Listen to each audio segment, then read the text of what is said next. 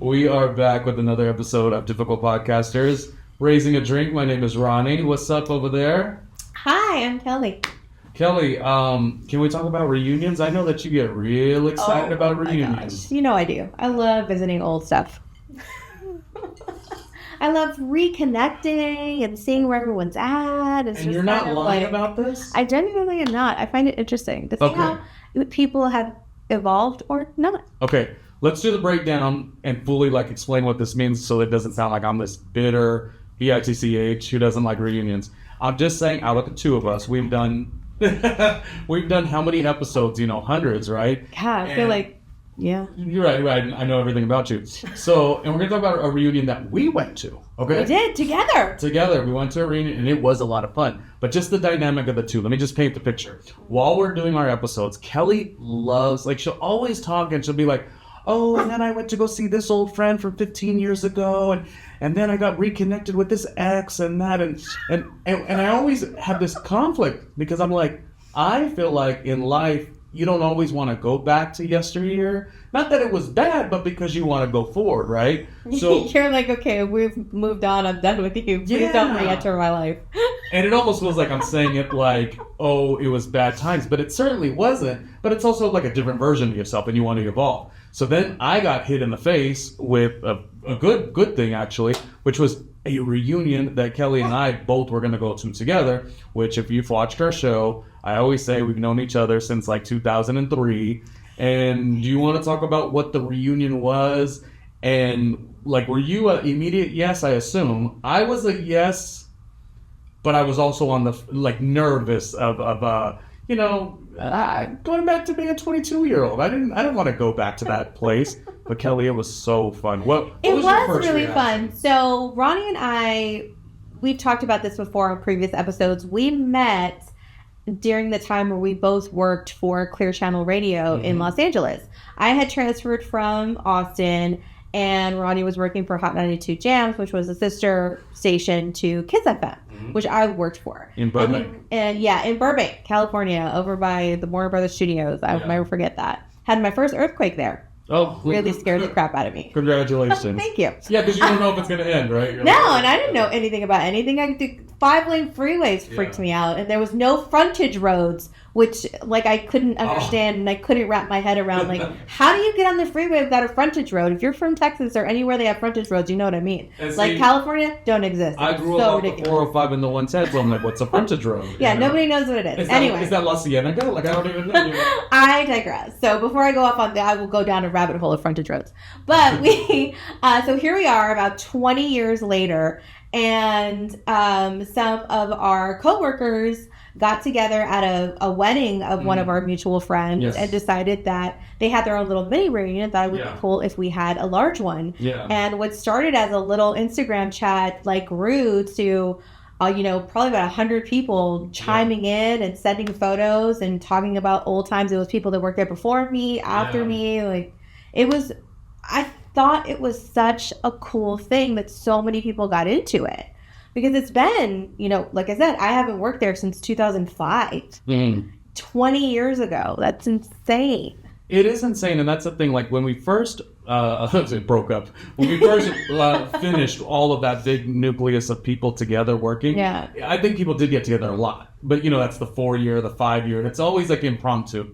So this was kind of something that hadn't happened in a long time. No, and social media makes it easier to stay a little bit connected. You can kind of see where everybody is from a distance. You don't necessarily talk a lot, but you kind of have an idea of, where people are, when you're on social media, which is cool. But this was so different. It was different. I felt like it was lightning in a bottle, for sure. No, absolutely. And it also speaks to the culture that was created in this place. The things that we did, the way that we worked, the places we went to, the shenanigans. Some of you had deeper and more wild stories than I could remember. See, when I was in that era, I was a dud. And what I mean by a dud means I think I was fun, life of the party too, to a degree. But Ronnie was a role follower to the team. But it wasn't my problem. My problem was I got into that radio station. I'm a 21-year-old, right?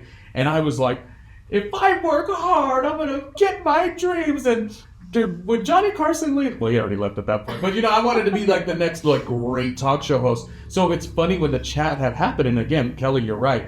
It was an organic thing. Not everyone, but there was like 5 to 6 people went to a friend's wedding. I actually had to miss it. And from that wedding, they all got to talking like, hey, we should get some people together. And simply went to this chat that just exploded. So I guess that it was the right time. It was a craving for everyone to get together, I think, is what made it so different. But what made it funny to me, Kelly, it's like I talked to Kelly so much through our podcast. Some of those stories, I would have to text Kelly. I'm like, I don't remember that. And I don't remember because I was the dud who was just chasing his dreams so much. So I'm like, none of us cared about anything other than being ridiculous. But I'm not saying that. I'm just saying, like, if I could come up with like 8 to 9 or 10, like just insane, wild, like 22, 23-year-old stories, when you're that age, 22, 23, the rest of y'all had like, this story, and that story, and this story, and this. There's so many stories. Meanwhile, I was over here like, wait. There are like strip clubs and road trips and. There was Vegas. There's Vegas. You went to Mexico. The first time I ever went to Las Vegas ever was with this for the Radio Music Awards, which are now the iHeart Music Awards. So if you watch the iHeart Music Awards, like it was pretty much that, and we were running it. The Los Angeles radio stations would host that. We would do the production for it. We would do the camera seats for the artists. Like we would have, the radio parties and the after parties and all this stuff. Like it was insane. Well, and Clear Channel is what we said. Clear Channel was the event. Clear Channel was Kiss and Hot. Those companies they became what iHeart is now. Correct. Today. It's okay. I was talking to Steve Mendez at the end, and what we were talking about this concept of like why it was so. I mean, there could be many reasons why the reunion was so well. And we're gonna, by the way, throughout this episode, if you're watching, we're gonna like sporadically have photo and video and all that.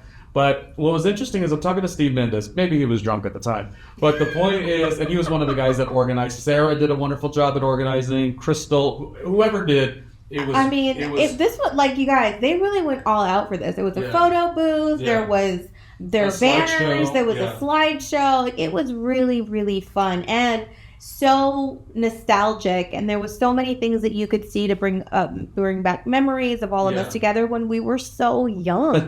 And I had that damn short haircut. Oh, which if you watched our show, we have talked about Kelly's short haircut. And I was like, oh, this is how they do it in Texas, because that's what we met. We met Kelly when she just got to LA, like right out of the car. As I build through Kelly, and we won't get off topic here, she has a lot of confidence. I think you could agree, but there's also like a little bit of like, I wouldn't use these words if it wasn't I weren't okay with them, but like not overcompensating, but like you walk through a door, back then always was like, that girl is about her business. But as I've known you, you've said sometimes that you've shown up like that so you can show that you are that girl, that you are. It's like you be who you want to be, right? Like, so with that being said, I saw this girl with her little chopped haircut, and I go, wow, she has a lot of confidence. My little flipped out tip. I says, is this how they do it in Texas? Is what I used to say. So anyways, a couple things I want to do in this episode. I want to talk about just reunions in general, how they bring up nerves, people get anxious, but at the end of the day, it's just good that you just go because, you don't always you're not going to see somebody possibly. You never know what's going to happen. So you want to embrace it. So I want to talk about reunions, but I want to go off what I was saying a second ago with Mendez talking about that era does not exist, nor will ever exist anymore. No. So you could think, wait a minute, okay, great, you guys all got together, 20-year friendships, but that's the same as if anybody worked at a specific job 20 years ago, a couple laughs. Wasn't that, it was that we were doing a thing called radio promotions, and it was at a time where this really was how you became quote-unquote viral, or how you were able to get engagement. So you needed to hit the ground, and you needed to hit it hard. I mean, we used to get into A-list nightclubs. Yeah, it was like, a different thing. I mean, it was wild. Yeah. I remember going to places we had no business being, and I know I didn't know anybody. I just got to town. So I know I had, no connections, nothing, but there was a sense of respect that we received for having this job because it was so well respected in the city, and everybody involved with it, we were always celebrated in that way. And it was really, really, it was just such a wild time, because that would absolutely not happen now. Yeah. And this was an era before Google Maps, before Waze, before we had Thomas guides, you guys. We had to actually read a map. No, wasn't there a thing called, if you put it on your thing... There was MapQuest. No, but there was a little device they gave us, the Tom. Oh, the TomToms. But that was later. Because first you had to learn, because you had to take a driving test to be able to drive these vehicles to do promotions. Kellie, break down what the job was. So So I started out in radio promotions in Austin. And so the way that I knew them to be there was... we had a team of probably about 4 or 5 people that would, so when radio advertising sales, they, do these partnerships, and part of that package is the radio station will go and set up at this place of business or whatever and do a pop-up and give away prizes. Maybe one of the radio DJs will be there giving out tickets to something, like you guys have seen them, or you've heard where, the free gas Friday, remember when that was a thing?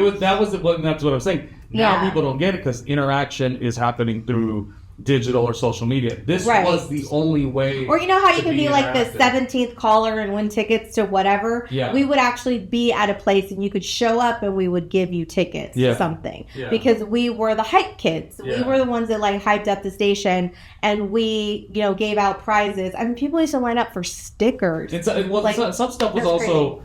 sales related too. So if a car dealership bought ad time on the radio station, that we of course would on those weekends make sure we lit up these events on the weekends. So we would throw a party at the car dealership. Yeah. So people would come, there would be prizes, there would be different things. We would remember the spinning wheel that we would have, Wheel of Fortune kind of thing, and you'd win prizes. So basically we were we were a street team. So we were, you see them. Street team, we were a promotional street team, and you kind of see them a little bit nowadays, but it's very few and far between. As I say, everything could be shortcut because people the companies will just be able to do things more digitally.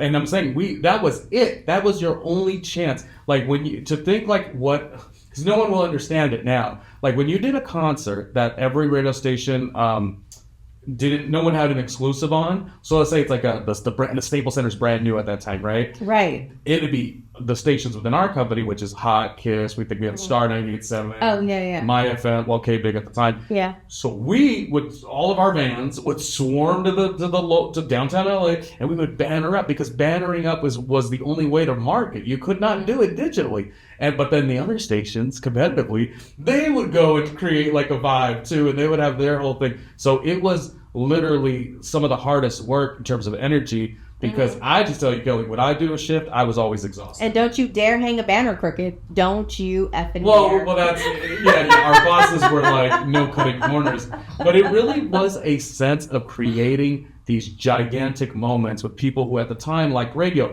Now, obviously people could say, radio's changed. Because yes, at that time you could not get music on Spotify. That didn't really exist. No. So it was, the most you could get music digitally was on MySpace, Right. Or the Sirius XM, that was the biggest things. That's when that had just started. But I'm just trying to explain that magnitude. Okay, so I want to talk about one thing. What did you think about the concept of, and unless I'm the booger, everyone looked really good. And I am not just saying it's that Kiss FM water everybody was drinking. I don't know, but I swear I was looking at some people, and then the pictures that would flash from 20 years ago and be like, that face has not changed. Yeah, exactly they have a giant photo and video gallery in the back. As I said, we'll play some photos here in this episode. Yeah. But people looked great, and I remember being like, God, am I the one who they're like, oh God, he really let himself go? Just because everyone really, some people, dare I say, look better than they did when they were 24, 23, 22. It was really crazy.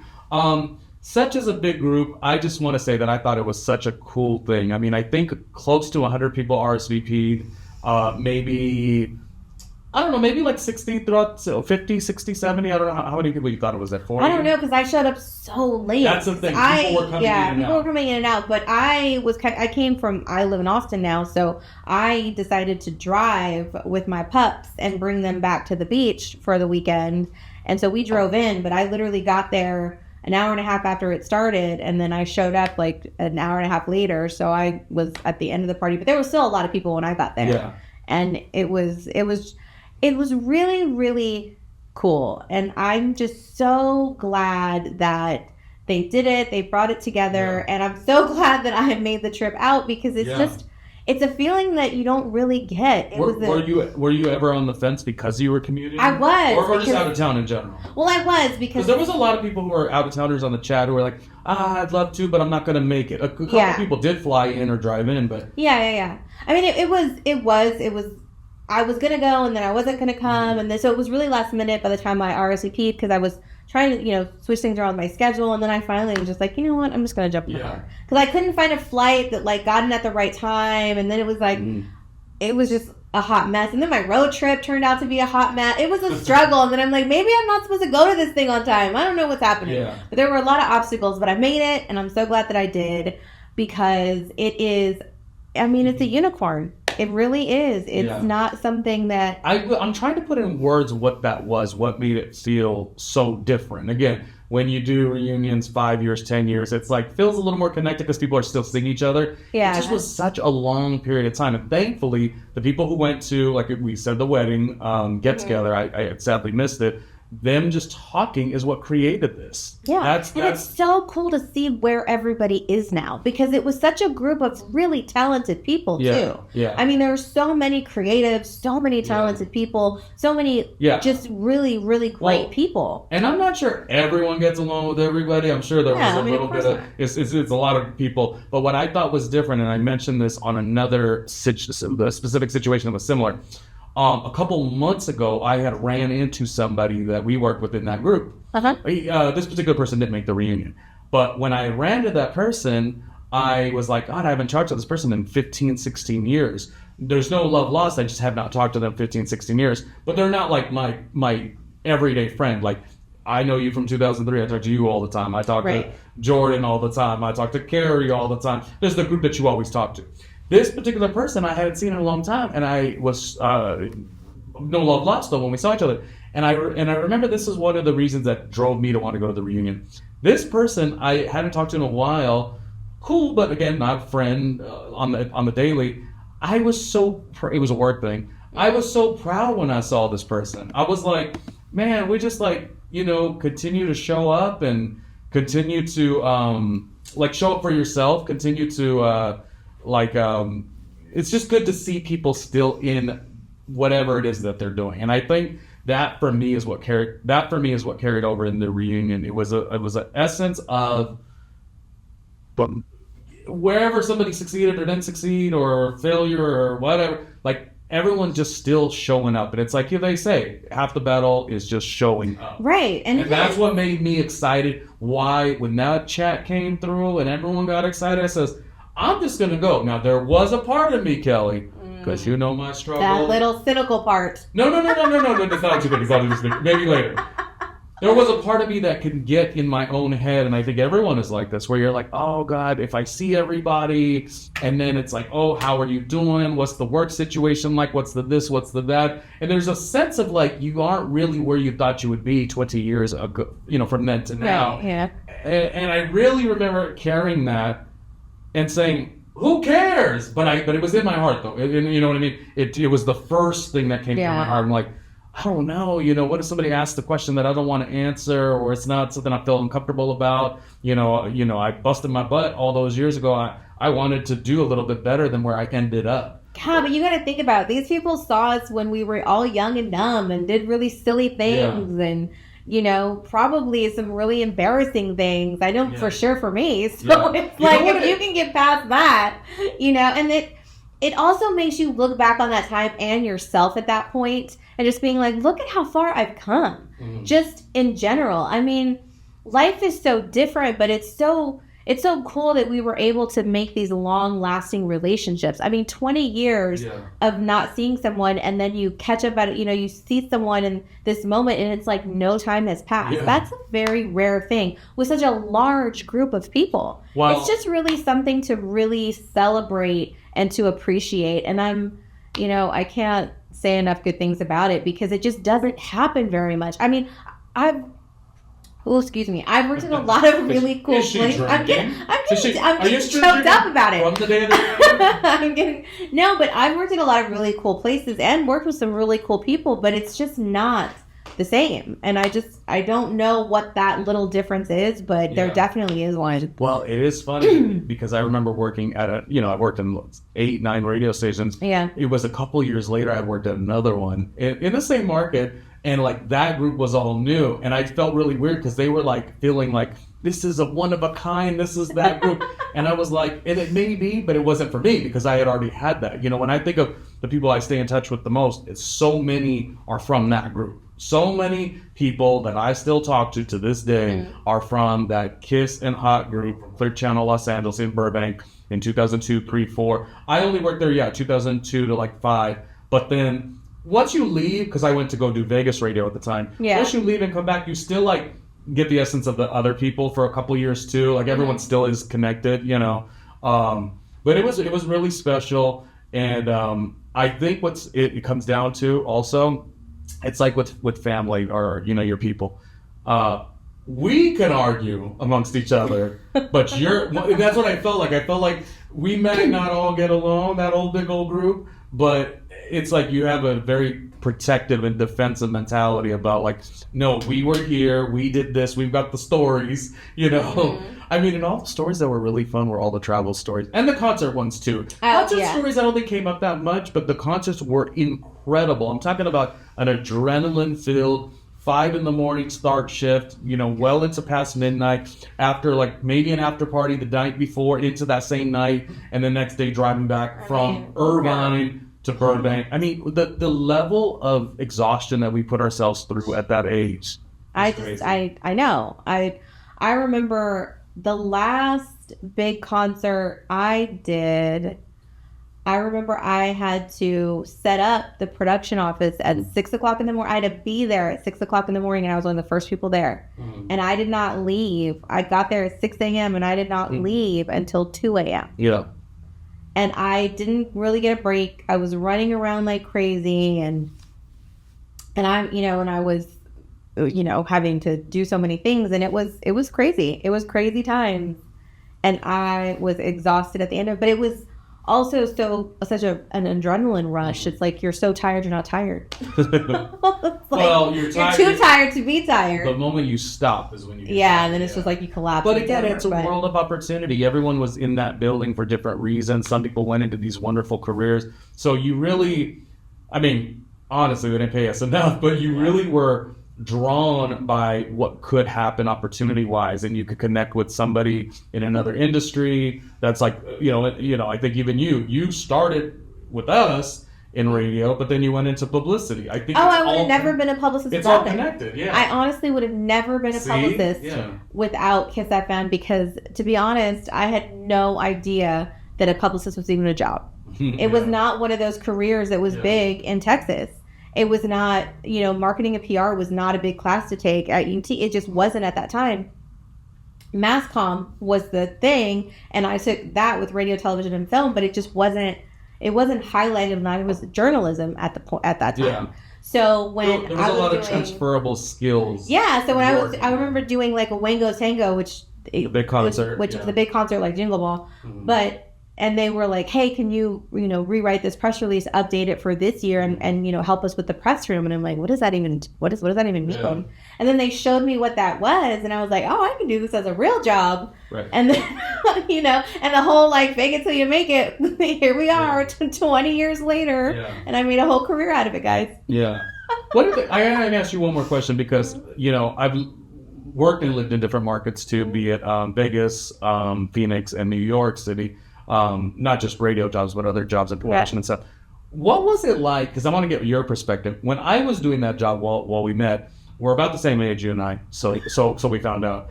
I always thought Kellie was older than me because she carried herself so like she knew. So I was always like my much older friend. Oh, she's significantly older, is what we say on this podcast. But turns out she's like 6 months older. And clearly I look so much younger than this guy. Okay. I'm just kidding. You drinking right now? Yeah. My question to you is, what was that impact though? Because it is, different we're all working there, but a lot of us still were, you know, amongst our hometown and our families, Right. and we would work this chaotic, crazy job. But when we needed a fix of warmth or like, you know, just like mom's cooking or whatever, we had that. You didn't have that. No, So it was. what did that do to you, ambition-wise, connection-wise? You know what? I think it stressed me out a lot more than it probably needed to, because I came from Texas by myself. You know, I come from a really large Hispanic family, so a family, we were always together, and I went from all that to nobody. Yeah. I knew one person, kinda, and luckily that person like let me crash with them for like 2 weeks before I found an apartment. But I literally had $1,000 in my pocket, got in the car, and like came for this, you know, no money an hour job to just like make my Hollywood dream come true. Yeah, you really And did a dollar and a dream. And when she first got here, she had that accidental, we found out, haircut. So she was just like making with that Texas twang. Yeah, Texas twang and that haircut that I said, is this what the girls are wearing in Texas? They just like to just like cut it all the way through. We have photos. We may not show it to you this time. But I talk about that stupid haircut all the time. Yeah. But it was really wild though, and I think that I put a lot of pressure on myself because of that. Because if I didn't succeed, I didn't know what I was going to do, because nobody was going to pay my bills for me. You know, I didn't have my parents to call and say, "Hey, come bail me out." Well, you know, if I got but on the you didn't even have the home cooked meal if you had a rough go. You know, those schedules. No, I had to make conchitas by myself. That's what I'm saying. Those schedules were vigorous, and one of the things I could recall, even though My $2 an hour. yeah, well, I mean, God, it made you stronger, I guess. Okay. But hey, no. But I will say though, it really was tough. But I learned so much. I learned how to navigate the city. I learned where everything was. I really got to, because at that time too, my first year, we also did this Southern California women's beach volleyball tournament. Mm-hmm. So we went up and down the whole California coast. Mm-hmm. So I really did get to see all of California, and I really learned so much about the state, the city. I see. It was very educational. I owe so much to that job, to be honest. I mean, really honestly, do. we became, like you said, the MapQuest Thomas guy. We became that just because we drove everywhere. We did every street. I mean, I grew up in Southern California, but I didn't learn everything up until the radio, because the radio was getting out to Burbank, then driving out to the Orange County Fair. You know, it was just a lot. Right. 2 questions, and I'm going to use the word difficult in them, because you're being really sweet, I got to say. Except you came from me. What's the most difficult thing about a reunion, like the preparation, etc.? What do you think is the most difficult thing about a reunion? And the other part is, what was the most difficult thing about our radio promotions job in the era of 2002, 2003? Ooh. I think the most difficult thing about the reunion is a little bit of anxiety. Mm. You don't really know how people remember you. You also know how you remember people. Mm. So it kind of, you don't know if it's going to be on, you know, in sync with that. There's a little bit of anxiety that goes through it, I think, especially when there's been so many years that have gone by. Yeah. But I think overall, the good outweighs the bad. At least it did for me. Yeah. Like, you know, it would. I just try to have a positive mindset with it, because I tend to remember a lot of people. Like, my memory is pretty good, but that's not to say after a certain year, like after 10 years, you can't expect that you'd already met the person, but you don't want to be the cornball that's like, oh, I already met you, but you also don't want to not be rude and not say hi. But there were a couple people that I knew, but I don't know if they remember who I was, because it's been so many years ago. Right. So that kind of made me feel a little like, I don't know how that will be, but I just generally was like real chill about it. And in fact, when I was running into 2 people, they gave a story of like,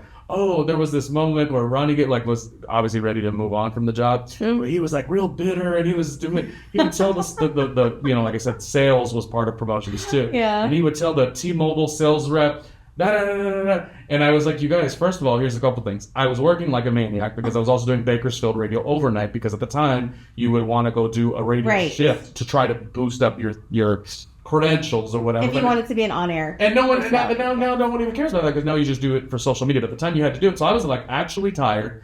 But then my last job, and this was maybe bad, before I started working in radio, was being like a bank teller. And when you're a bank teller, you're getting critiqued so much, and you're able to have to like snap back on them real quick, but being like sophisticated about it. Mm-hmm. So by the time I was in radio, when I was mad and grumpy, I was like, well, let me tell you something. And I would just boom, boom, boom. But it was funny. And this is a testament to being more mature. Mm-hmm. It was two dear friends that I like really enjoy. Mm-hmm. And like within the first 5 minutes, like I think we met one of the girls' husbands or whatever. And it was the two of us, the three of us that all worked together, and then they got the girl's husband. So it's four of us hanging.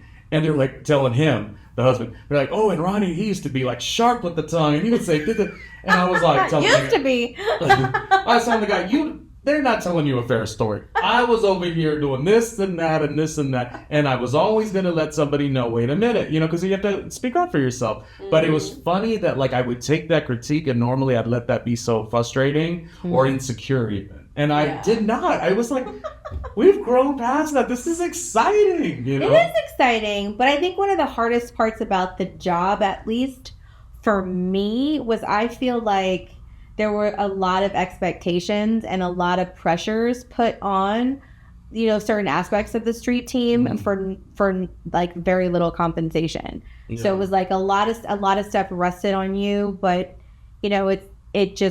it didn't matter, which is still true today for a lot of jobs. That's usually what happens, right? It's like the person we pay like $0 an hour, let's make them do the most stuff. Well, so it just kind of like, but also it was such a different thing for me. So I could have made more out of it because I felt like I needed to make sure that I did the best I could, because if I didn't have that job, I didn't know what I was going to do. Because I was in a new state. I think there was a lot of things. So I can only speak from my experience. But I mean, overall, it was a really, really fun, unique job. Well, it was you get what you put into it.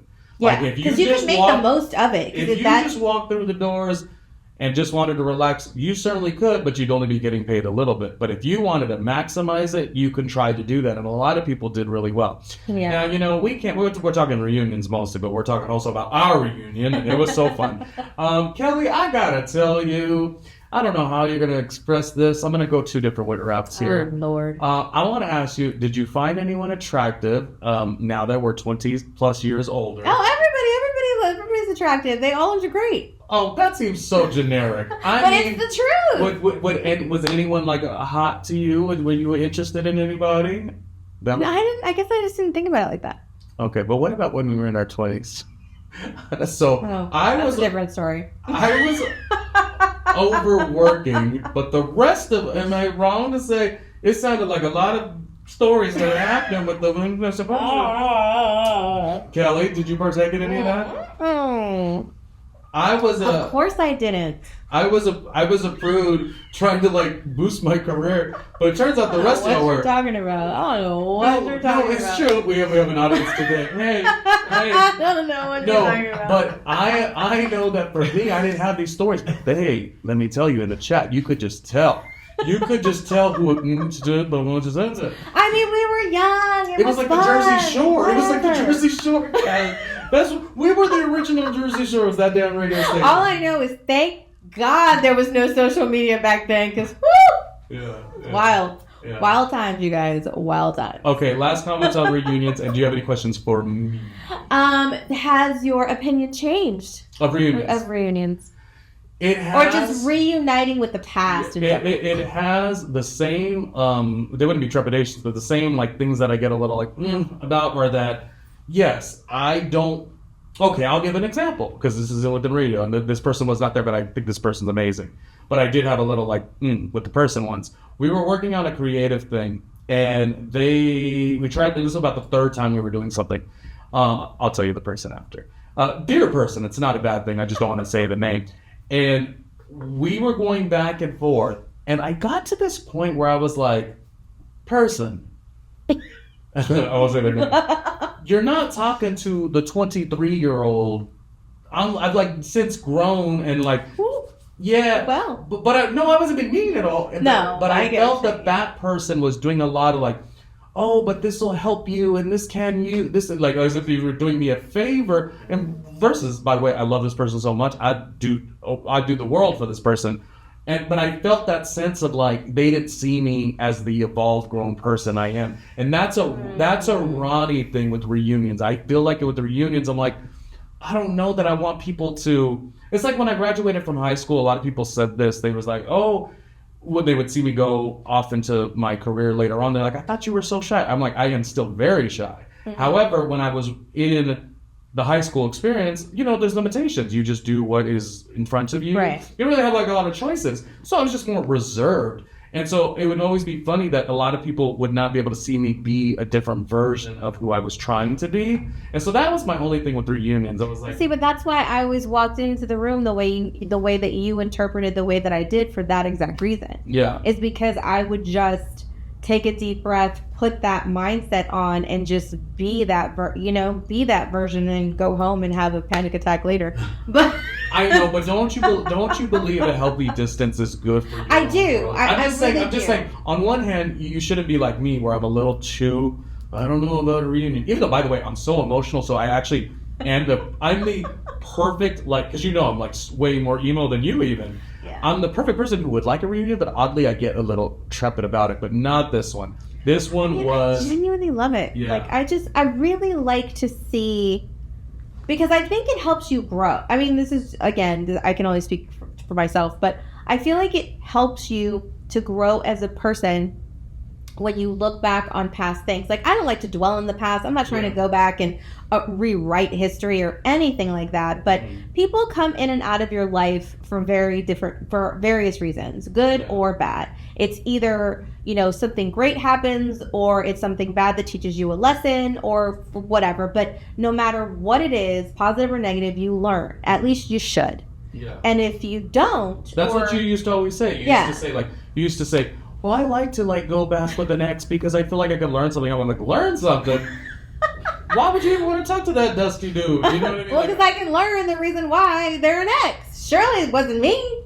Had to be them. Well, no, I'm just kidding. That's the comments I like, actually. No, but it's really kind of like taking a step back and saying, you know, things happen this way because of whatever. I just feel like it's a really cool growing experience that, you know, but you should also appreciate the people that come in your life and the one, you know, I don't know. I just feel like I'm in this whole era of I just want to be positive and namaste and all that shit. Yeah, but just because you want to don't mean it's available. I'll just say it like this. Our reunion was so special, and reunions in general are special because you take what you can get from it. And what I took from it was like, for better or worse, these are the people that we partied hard with, worked hard with.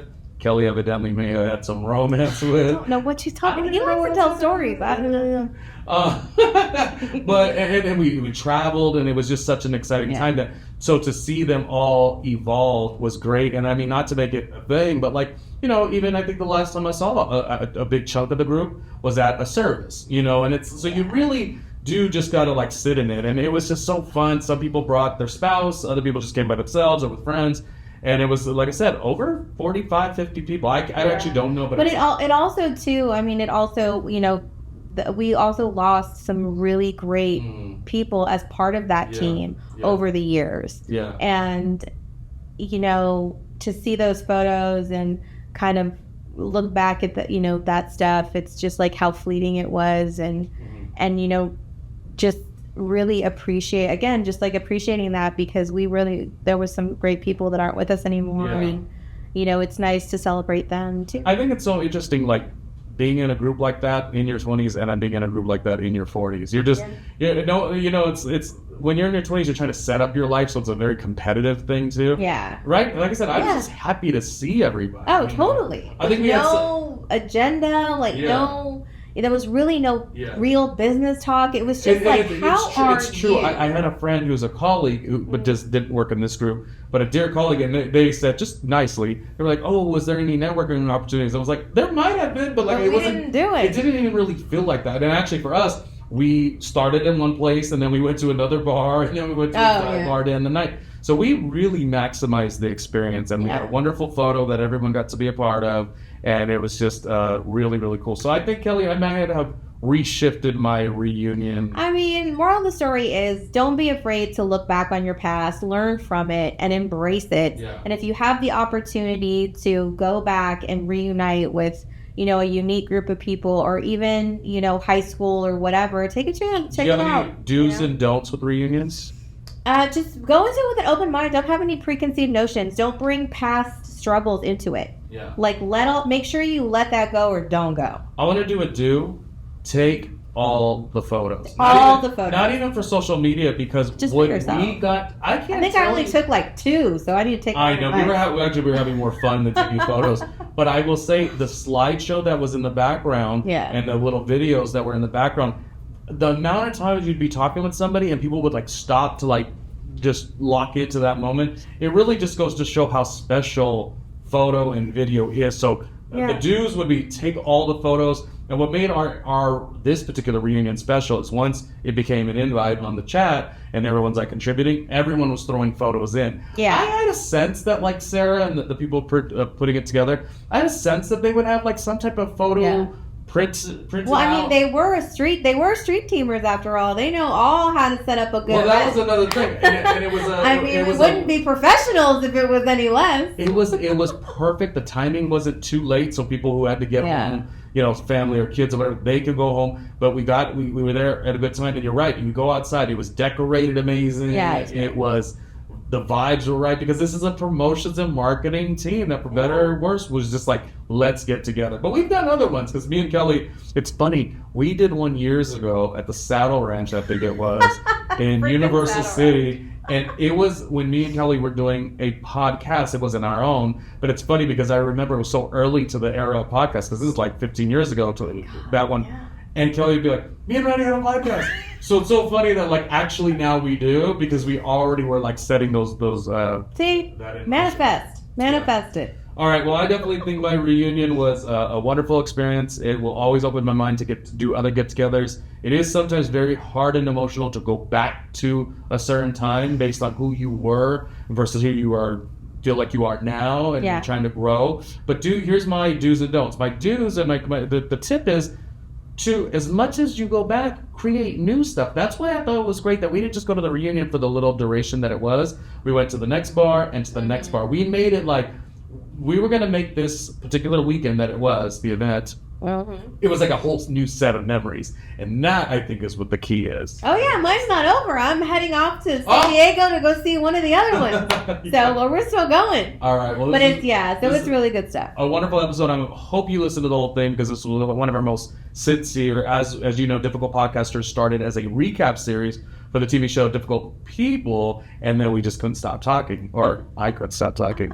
Kelly usually answers with yes, no. I answer like every. I'm trying to elaborate more. Which means I got to shut up more.